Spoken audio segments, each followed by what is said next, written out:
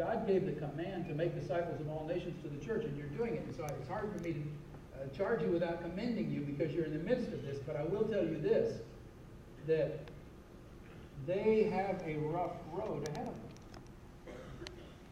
Crossing a culture, serving the Lord in this way. Listen to what John said. And John, by the way, was an old man at this point in his life. He was in what is now Turkey, writing to a church because some missionaries had come back to him and they reported what this is 3 John, I'm going to read a couple of verses out of there. They reported what had gone on with these missionaries. The missionaries came back and said, Gaius received us, helped us on our way. By the way, did you know they didn't have any ATM machines in the first century?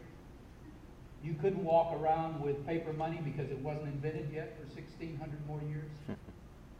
You couldn't walk around with a sack of silver jingling around. That would be saying, rob me out loud.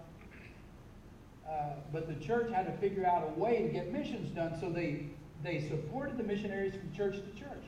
And they gave them hospitality. They sent them on their way. That meant finances, paying for their fare, whatever the issues were. And John writes about Gaius and some others in the church. He's commending them. But I'd like you to look at the terms that he uses for this when he writes. He talks about the brothers, the Christian brothers who were going out. They're leaving home. Here's what he said in verse 5. He said, "Dear friends, you are faithful in what you are doing for the brothers, even though they are strangers to you.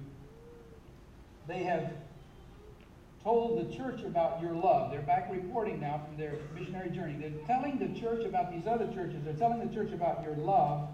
You will do well to send them on their way in a manner worthy of God. Why is that? Because God is involved in this process.